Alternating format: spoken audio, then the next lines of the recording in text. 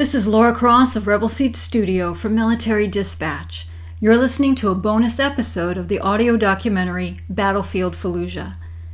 This episode features Lance Corporal Chance Nix, a U.S. Marine attached to India Company, 3rd Battalion, 1st Marines during the Second Battle of Fallujah. He shares his insights, stories, and experiences and talks about his new book, Kill, Kill, a fictionalized account inspired by his time and the men he knew in Fallujah.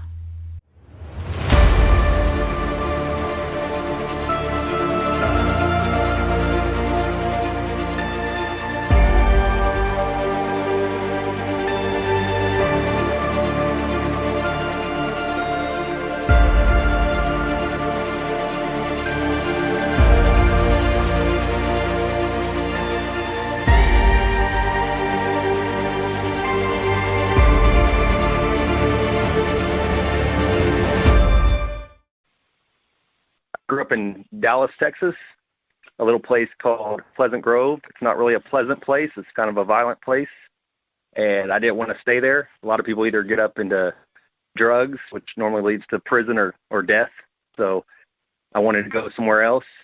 And I went to join the Navy. My grandfather was in the Navy. I had an uncle that was in the Navy. I thought, let's join the Navy. So I went to the Navy recruiter, and they weren't there. And I kind of looked a little weird in those days. I was a headbanger kid, listened to a little bit too much Slayer and Pantera. And a Marine walked out next door. I don't know if he thought I was casing the place, trying to rob it, but he was like, what are you doing? I was like, I was going to join the Navy. And he asked me why. I said, well, grandfather, family tradition type thing.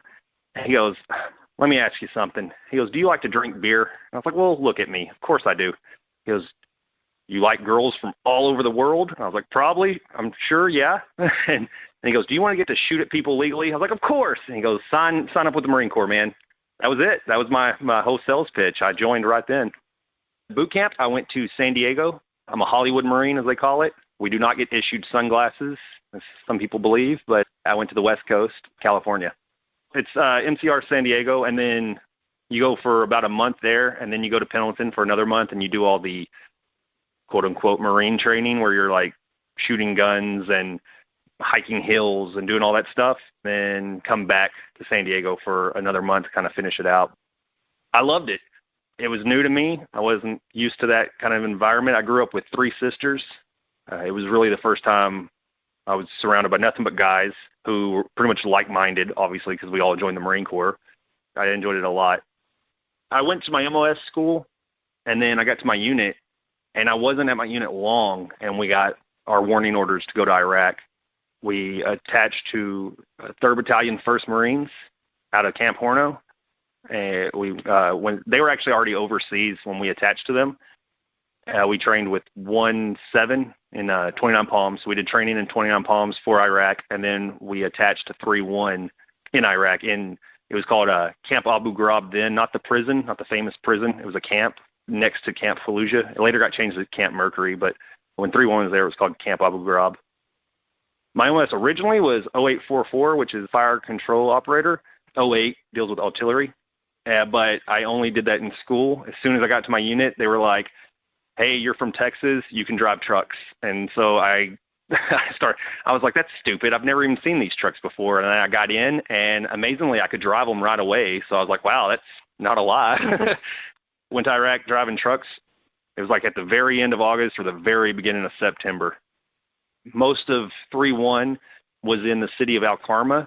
And so being a truck operator at the time, we were kind of just doing convoys back and forth to Al-Karma, and they were doing patrols through the city of Al-Karma looking for terrorists. And then it was probably about 2 weeks before when we finally got told, hey, yeah, we're going to go into the city of Fallujah. And then, of course, all the weird stuff starts happening. You start gearing up for that. You're training for door-to-door clearing and how to clear out rooms. And then they do, stupid stuff. We did like a chariot race for morale build-up, stuff like that. And then, of course, the famous Death Man last meal. They fed us like steaks and stuff, and we're eating it, and we realize it's the same thing they give dead men on death row. So we're like, oh, something bad's about to happen. But yeah, you're kind of geared up on testosterone and stupidity mainly.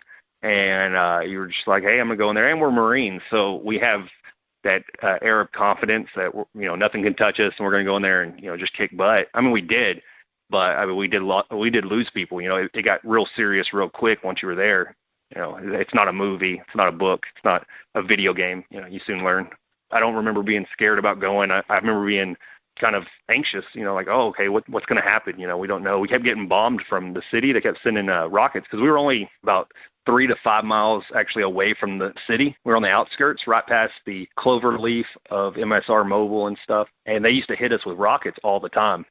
And so it was kind of like one of those, all right, we're going to get some payback, because they keep hitting us with rockets. We can't do nothing about it. Here we go.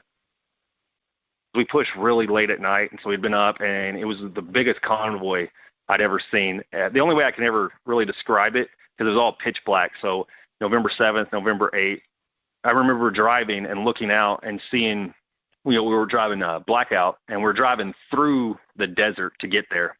So we're doing like a serpentine through a desert, only 5 miles away. But I mean, it took us like a day to do this, or all night long to do this. I remember looking out my night vision goggles and seeing nothing but these little red lights of all the tail lights. They're very, very small, but they pick up very bright in the NVGs, in the night vision goggles. And I just remember thinking, this is probably what guys felt like when they saw all the ships going to D-Day. It was just the biggest convoy I'd ever seen of Marines, going into something. I was just like, this is something that, at least in my war, and at least my people, my friends, all of us, we'd never see again, as this one moment. And so I try to remember that. I was driving a 7-ton, big old thing. 7-ton, it has like 6 tires. They're huge. The cool thing about them is they can take a softball-sized hole in the tire and reinflate themselves. It's a jacked-up vehicle. It sits 12 to 14 feet high, and then it's a big troop carrier, so you always have a bunch of the guys in the back. But the cool thing is we built the back ends up so that the troops were facing outbound instead of, you always see in all the war movies, the World War II movies, all the troops are facing inbound towards each other, talking. If you've seen Band of Brothers, you see them riding in a truck, and they're all in the back just talking. We actually made it where the seats face outbound, so that way you can see, the enemy and stuff. They're just a massive truck. I mean, there was Humvees and stuff scattered throughout, but mainly it was a gigantic convoy full of 7-ton vehicles, and they're amazing. They can go into like 12 foot of water. I actually drove them in Hurricane Katrina. And so you could go really deep into water. You could actually drown in it, and your truck would still be running. When I actually kind of got boots on the ground and started doing door-to-door clearing, I was attached to India Company as their truck driver to haul them back and forth. But then, I mean, you're in the Marine Corps. You do whatever the Marine Corps wants you to. So, of course, they were like, hey, another body to clear out houses. Come on. And I went. I was young. I was 20. Wasn't even old enough to drink in my own country. And I found myself walking through the most dangerous city in the world at the time. I remember watching, and this is one of my favorite memories, actually, the night before we actually got to the train station, which was a big stronghold that especially 3-1 had on the north side of the city, and we pushed from there. It was like where all of our supply and stuff became. I remember watching artillery just blast the city. And it was really amazing because they had no particular target. It was just shoot your artillery rounds into the city. And I even describe it in my book that the smoke made from some of the buildings blowing up and stuff, there was one moment where there was like 4 deals of smoke in the air, and they looked like Victorian era women with like purses held up to their chin, just skirting across the sky. And it was really surreal to see that and to just think of that. I don't know why I even thought of it, but I was like, wow, that's really cool. And then the next day, or the next morning, we get to the train station. There's been a fight. We fought there, and they kind of just like, okay, y'all have this room. Here's a room. Here's a room. And you just kind of, you went with like your platoon to a room, so you're all together. So you can just throw your stuff down for a second. And ours was right next to the corpsman's little shop, and right outside of our doors where they started just throwing bloody clothes, boots, helmets, gear from fallen Marines. And I remember looking at this pile. It was very small, but I remember seeing this, and I remember seeing, a helmet full of blood and boots with blood stain on it. And I just remember oh, wow, yeah, this isn't smiling, this isn't joking, this isn't a movie, this isn't Full Metal Jacket, this isn't Band of Brothers, this isn't any of that stuff. This is real life, this is serious, and some of those people, they're seriously injured, they're dead, and there's no coming back.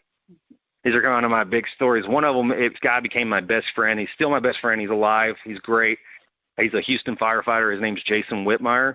He's also a realtor in Houston, Texas.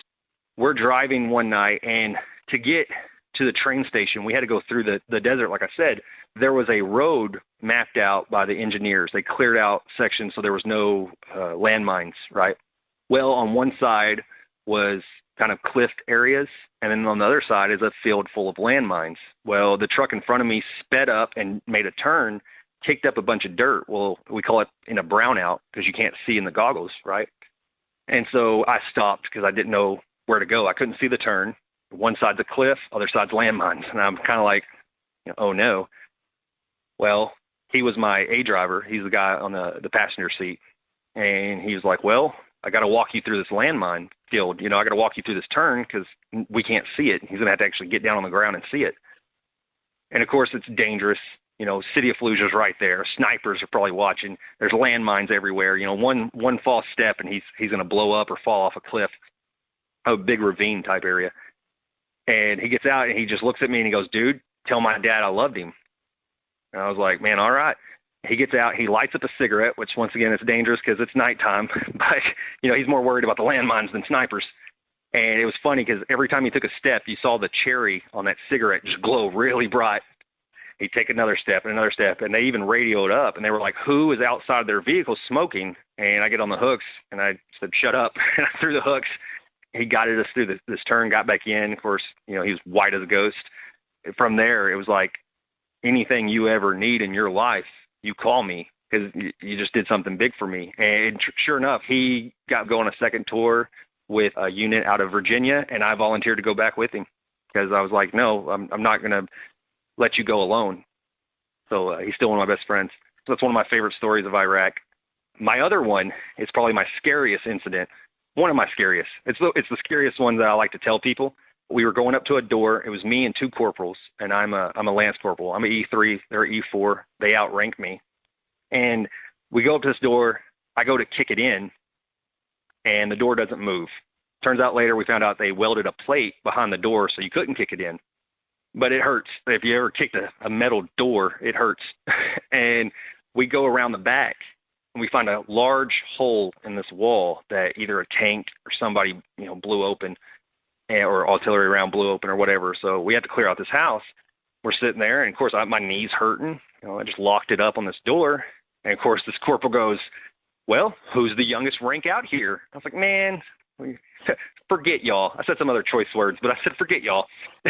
And so I climb into this hole, and I sweep around. So when you go into a hole, a room, anything, you're clearing out a house, obviously you lead with your barrel and you kind of look as far over to the corner that you can. I prefer to go left corner first because I'm right-handed, so my rifle's going first before my head and my body.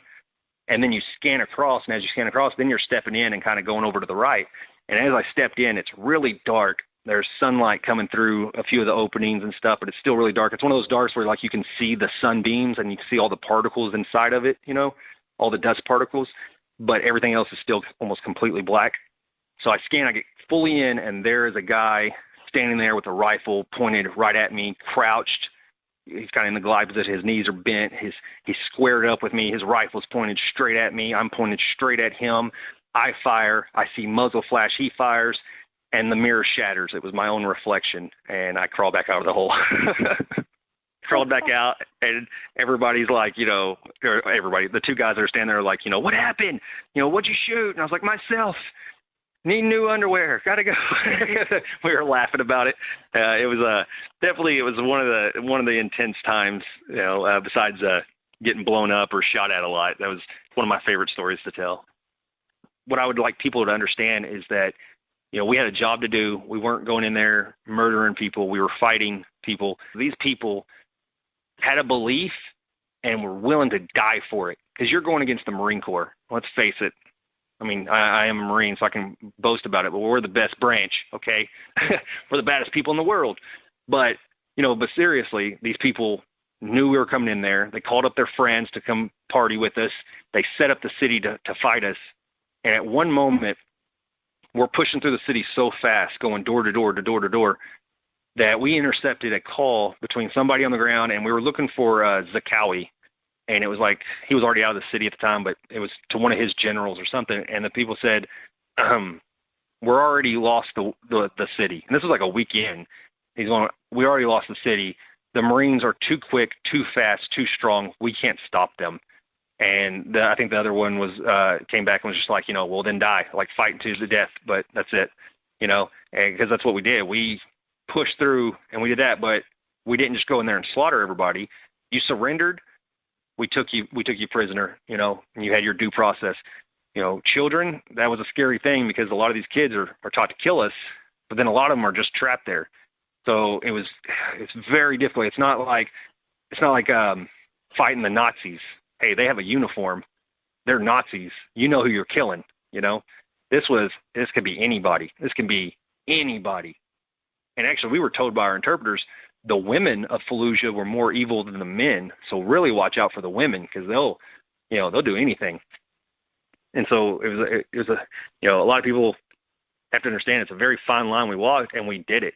We did it really well. I got home from my first tour in April of 2005, and then Hurricane Katrina happened a few months later, and they asked for volunteers. Hey, who wants to drive some trucks and go down there and help these people? And I was like, yeah, sure, no problem. I got down there, and I mean that place. No offense to Louisiana. I love Louisiana. I got family members from Louisiana, but during that time, it was worse than being in Iraq. It was a nightmare. Oh, it was just, there were some awful things that happened, that we had to bear witness to, we had to deal with. But, we drove trucks down there. We pulled people out of houses, trees falling over on somebody's house. We tried to get it out of there and get people to aid stations and everything we could just to help them. And I was down there for, it was over a month. I remember we were down there. I remember we were down there when the next hurricane, which was Hurricane Rita, actually came in. And they were like, yeah, it's on the same path, and it's going to hit Texas really hard too. And we're like, I was like, I got family in Texas. Can I go home? But we rode out the hurricane there, and it was intense. Hurricane Katrina was intense. And then I got done with that, and my buddy Whitmire, he's like, hey man, I'm going back, on a tour. I know we talked about if one of us gets told we're going to go back, the other one would volunteer or whatever. And he's like, dude, you don't have to do that crap. I'm going to go, blah, blah. And I was like, F you, bro. I made a promise, and I have nothing in this world but my word. I'm a poor kid from Pleasant Grove, Dallas, Texas. All I have is my word. And I promised him I'd go, and I went. My first tour, I was in the Battle of Fallujah. It was probably the biggest thing. It was the biggest battle of the war. And for my first tour, it was the biggest event. And I barely, I think, got a splinter. I got blown up a few times, so I probably got a concussion here and there. But like RPGs hit the building I was at. So my second tour comes around. It's a year and a half later. It's August 30th of 2006. We have just I think we're at 40 days before coming home. My crew, we were the scouts, so we were the first scout vehicle. So our truck rides about 300 meters in front of the actual convoy, and we're there to find IEDs and to get into fights if we have to. Push people off the road, do whatever we got to do to keep the convoy safe. And we had been very successful. Every IED that technically blew up on us, we had already saw and kind of got away from, so it didn't kill us. On this incident, August 30th of 2006, we're going to Fallujah. We're on MSR Mobile, which is the highway that runs right by it. Anybody that's been to Iraq and drove knows MSR Mobile. We hit the Cloverleaf, and we get into the city, and it's me and Scout 2, so the vehicle that's right behind me, and we get told to stop because one of the rear vehicles broke down. And we're like, okay, so we're paused in the city of Fallujah, which any guy that walked those streets knows it's a terrible feeling to just be sitting there in Fallujah because this city is dangerous. It's evil. We're sitting there for a little while. We see a pair of headlights coming our way. Well, it's like 11:30 at night. There's a curfew in effect. There should be nobody on the roads. So my gunner, Lance Corporal Grossman, great guy. He's a cop in Kentucky. He fired a flare, and the car stopped, turned around, and left. I looked at my vehicle commander, Corporal Frost, great guy. He's actually in the Army now. I looked at him and I said, that's probably a bad thing that this car is driving away, because he's probably going to go tell somebody that we're here. And he's like, yeah, let's be on the lookout for IEDs. So we get word that the other vehicle is ready to go, and we take off. We're driving down, and I actually remember this little incident. I looked at Corporal Frost, my vehicle commander, and I said, man, what were those IEDs they talked about where you could either run over them or they could blow them up? And he goes, oh, they're called Stingrays, but they're not in our AO. They're further like south or west or something. He's like, so we don't really need to worry about them. We talked about them like 2 months prior, so I don't know why it pops in my head, but it's kind of weird because the IED we come upon is a Stingray IED. So we start coming up. I remember a dog on the left-hand side of the road, and we're getting close to a bridge. They call it the George Washington Bridge. My gunner, he goes, do you see that? I said, well, the dog or the box in the road? It's like, no, the box in the road. And it was about the size of a box that a cell phone comes in, not too big. But then we could see the side of it. There's like this circular device on it. And I'm like, oh, okay, because we had to slow down, get eyes on it. It's pitch black outside. So we slow down. We're trying to get eyes, make sure, is this trash or is this a bomb? Well, then the wind blows and the sand on the street kicks up, and you see a copper wire reflect in our headlight beams. And that's when we're like, oh, yeah, it's a bomb. Let's back up, because we're like 15 feet from it. So I throw it in reverse. I hit the gas. Now, to put it in perspective, I was actually still creeping forward as I hit the reverse and shot backwards. My Scout 2 was also coming forward as I'm reversing. So Scout 2 driver, Lance Corporal Zaccaro, great guy, he was on it. He'd been following me around Iraq for a while now, so he knew how my driving was.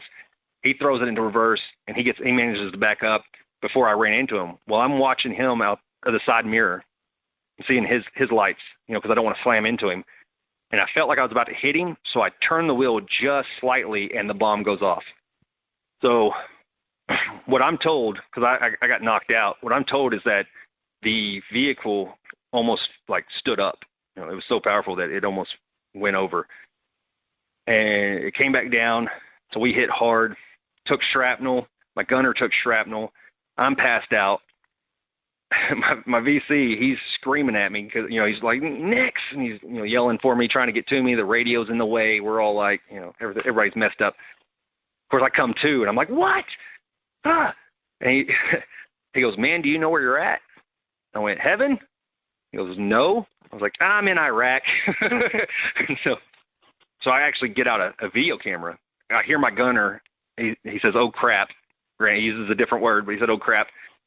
He starts sliding down. Immediately I think, oh, he's hurt really bad. Like, he's dying on me.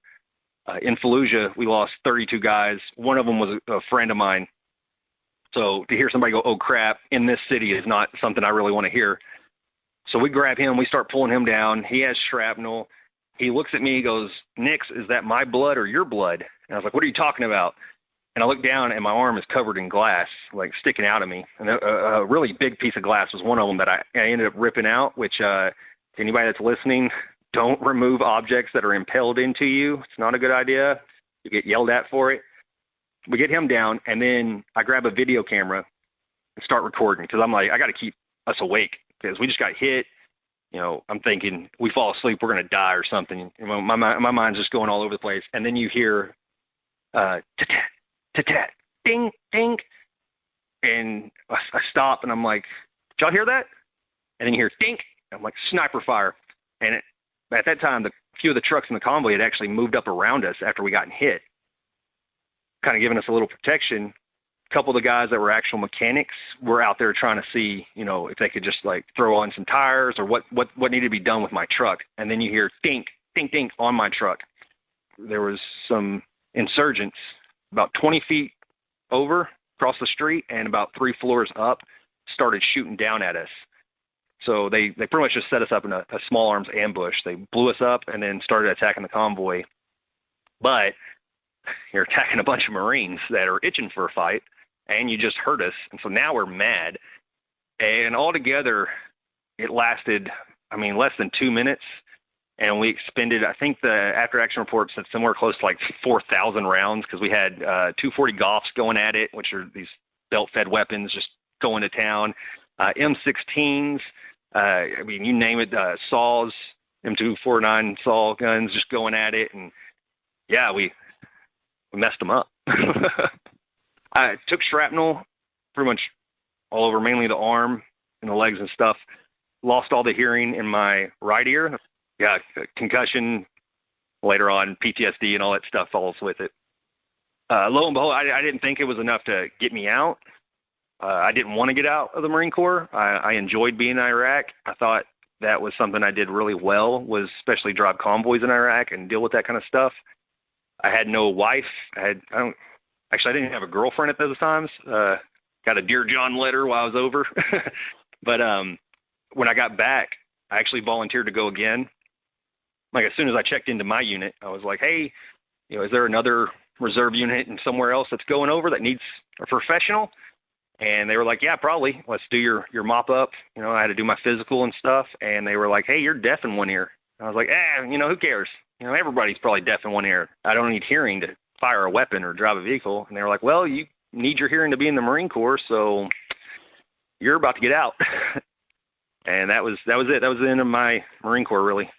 It was tough. There was some homeless times. Really, when I first got back, my best friend, he was already getting out. Like, he was done with his contract. We got apartments across from each other because we had been living together for about 4 years in the military, and we still wanted to be close, but not that close. And so we got apartments across from each other, and I drank heavily. Actually, I spent like $8,000 in 2 months on alcohol for myself, which could kill most people, but I'm a Marine. We're pretty much certified alcoholics. And then bounced around for a little while. I worked here and there, would stay at a job just for a while and then be like, you know what, I'm out. I don't want to do this anymore, and I'd quit. I had some rough times. Depression was very hard because this is what I was. I was a Marine. I actually had a Navy corpsman. I don't even know if they were actually corpsmen. They were behind a desk. It was at a hospital on a base, but I don't know what they were for sure. Anyways, she goes, yeah, you're deaf in one ear. And I was like, yeah, they told me that already. We're cool. Let's just, let's fix that and let's go do something. And she goes, no, like, you're getting out. You're no longer a Marine, which, if you've ever spoken to Marines, once a Marine, always a Marine. It's a title. It's a pride thing. And now you're telling me that I'm not a Marine.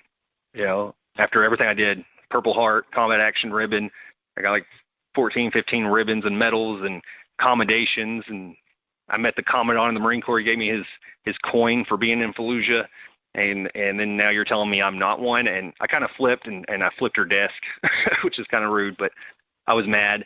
There was a time of hard depression, hard drinking, and then I got lucky, and one just random moment, I ended up meeting my wife at a bar fight, really, and I don't think we've ever spent one full day apart.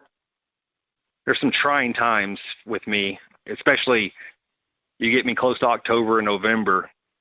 I start thinking of all the guys that passed away in Fallujah that died for this country, and I get sad, I get depressed, I get mad. I want to do something about it, and just it never goes away for any of us that deal with PTSD. There's no cure. We have our good days, we have our bad days. Sometimes those days are really, really bad, but it's our support system, and she is definitely the biggest support system I have. One of the jobs I got that the Marine Corps kind of helped was a security guard at a hospital, which was really cool, but it took that kind of discipline and military kind of tactics of dealing with just people that you're just like, I can't believe these people actually exist. Who does these things at a hospital, and who picks a fight in the labor and delivery with your ex-wife's new husband, and like weird stuff like that you have to be tactful but deal with. The Marine Corps has done a lot for me. Everything. Actually, I always say that I was born and raised in Pleasant Grove, but I was reborn and raised in the Marine Corps, and in Fallujah especially, because those times that you do there, I look at everything else in life, and even when I'm in my biggest depressions, I think, you know what though, I survived Fallujah. This bill or this job or this, it can't be that bad, can't be as tough. I later became an EMT, and I drove a neonatal pediatric ambulance for a flight crew. And so we go pick up kids as young as like 24-week premature. I mean, these kids can fit in your hand. And I mean, sometimes you're driving 4 or 5 hours to this hospital because it's raining or it's snowing or something's going on, and they can't take a helicopter, so you got to drive it. And it could be at 2 o'clock in the morning, and you haven't slept all day because you've been running on these other calls. And I'd always think, on these long drives, hey, I did this many times in Iraq, drove for 3 or 4 days straight with no sleep. I got this. Or I was in a house the enemy was shooting at. I got this. This is nothing. So I give everything to the Marine Corps. It literally made me who I am. I'm not some punk headbanger anymore that, works at that warehouse. Now I try to take things serious. It's discipline. The Marine Corps gave me discipline. I've always been a writer. As soon as I could put sentences together, I started writing. I used to draw pictures, as any kid does, but to me the pictures didn't tell enough of a story, so I'd write a story with it. And my father comes up one day and he goes, "Wow, your drawings are terrible." So I stopped drawing and just stuck with writing. The first time I ever sold a story was in high school, and I didn't sell it to anybody but some other kids. We had a project to do, and one of the projects was you could write a 3 to 6 page ghost story or just a story, a short story as your project. And I was like, cool. Well, 5 of my best friends were like, dude, we know you write. You're a closeted writer. You don't tell anybody. We all know you do it. Write us a story because we don't feel like we're doing anything. So I was like, yeah, sure, man. I'll write these. I was like, don't tell anybody because I don't want to get in trouble. Well, then the next thing I know, 20 different people are like, hey, can you write me a story? And I was like, yeah, sure, for $20. And so I made $400, wrote all these stories. I made sure they were all different and different fonts and, made sure, I had some spelling errors here and right word over here and try to make it as best as I could. The teacher was like, wow, I had a lot of great writers this year. This is amazing. And it was the first time anybody ever told me, even though she wasn't telling me that it was my writings, but, she was telling the class that, she had a lot of great writers this year and this is really amazing, da-da-da. And then my best friend, he decided to party a little bit before school and messed up which story was his to which story was mine. And then she kind of caught on, and then she found little details that show that all these stories were written by the same person.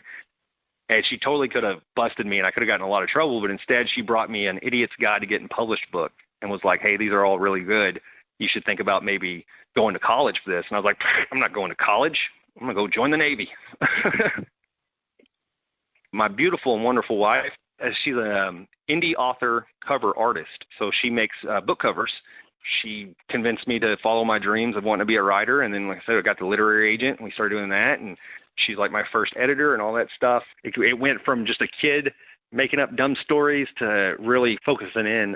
I started writing the first draft of Kill Kill in 2009, and we just published it in November of 2019. So it took a while of me learning my craft, honing my craft, finding my voice, and she was a big help of being the one that was right there. And actually, to give credit to my buddy Whitmire, I used to just write in a notebook overseas, and I didn't like something, I'd rip the paper out and throw it away. And he said, if you rip out one more piece of paper, I'm going to kill you.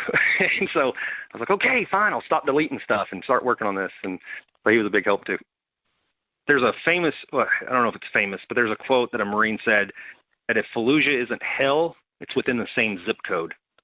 I used to always say that it was like the Wild West meets hell. There was no other time in my generation, my life, that we were pretty much in a Wild West setting. Now, I grew up, I love Tombstone. All the Marines I know, we used to watch Tombstone and Young Guns like crazy, Deadwood, all that stuff.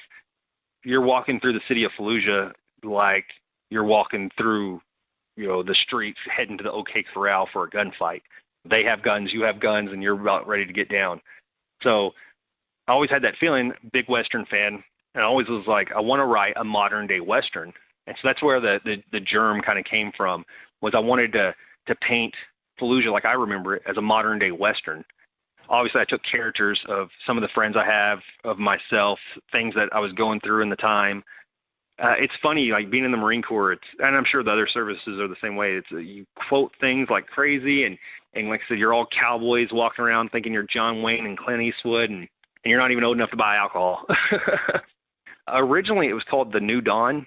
The Battle of Fallujah was called Operation Phantom Fury or Operation Al-Jafar. And Al-Jafar meant New Dawn. One day I was at a bookstore and I saw a book called The New Dawn about the Battle of Fallujah, and I was like, oh, we can't call it that now. It's too close. You always talk about in boot camp, you ought to say kill, kill. You throw a punch, you go kill, kill. You stab with the bayonet, you go kill, kill. you're in class and somebody answers the question correctly, the instructor would go, give him 1, and everybody would go, kill, give him 2, kill, kill. So she's like, why not name it Kill Kill? Because you're writing this for Marines. At the time, that was my thought was, I just wanted Marines to read this and feel happy about it. And so that's where the name came from, was just pretty much what we say in boot camp, kill, kill. I just want people to read it and enjoy it. There's something in there for everybody. There's like a love interest between a female Navy corpsman and the Marines. There's the brotherhood. I wanted people to see what it's like to be a Marine in your early 20s, late teens, but not necessarily the sad stuff. One of the ones, I know a lot of people like it. I'm not trying to bash any other author or movie, but Jarhead, a lot of people are like, oh, Jarhead's a great movie. And yeah, it does depict Marines a lot. But a lot of time that guy's whining the whole time throughout the whole movie. And you're just like, come on already. And I didn't want that, because I remember my service, we weren't drafted. We all volunteered to go. We didn't just suddenly go, okay, you got to train for like a week, now go off to Vietnam. That sucks. That happened to people. That's terrible. That's not our experience, though. We went over there, and we're kids that grew up with video games that were violent and movies that were violent and horror movies and stuff like that. And now you're going to throw us into this place where we're with nothing but it's like frat kids with machine guns. To me, there's a lot of funny times, and I try to capture that a lot with some of the dumb games Marines play in the book. And there are heartfelt times, there's people leaving behind family members, and there's people that die. But I also want to capture in combat, you're in a firefight, stuff's going down, but then there's like little stupid stuff, and you're joking. You're cracking a joke while there's bullets flying over your head, or you're shooting back at them. I remember one time we were engaging, and I was going, meh, meh, every time I was pulling the trigger. I was just making this stupid noise, and it was so funny to me. And if anybody else looked on that, if a normal civilian looked on that, and they were like, this guy's an idiot because he's getting shot at and he's making these stupid noises. But to us, it was just funny. A lot of that stuff, until your friend dies right in front of you, a lot of it's kind of funny. Even you get shot at and you're like, whoa, that was close. It still didn't dawn on you till bad stuff happened. But even after the bad stuff happened, you still injected humor. It's gallows humor. At first, you don't think anybody's going to die. Then your friends start dying, and then you just wait to be the next one killed. And so all you can do is laugh about it. And so that's what I wanted to capture with Kill Kill. I wanted Marines, I wanted service members, especially guys that fought there, to read this and be like, yes, this is the stupid stuff we did, and yes, this is the times we had, and yes, it was violent, and yes, this is how it's depicted. I think most stories about this war, a lot of people do the poor me, I had to do this, I had to do that. And yeah, we all had to do bad stuff, but we also did a lot of funny stuff too, and I wanted to capture all that.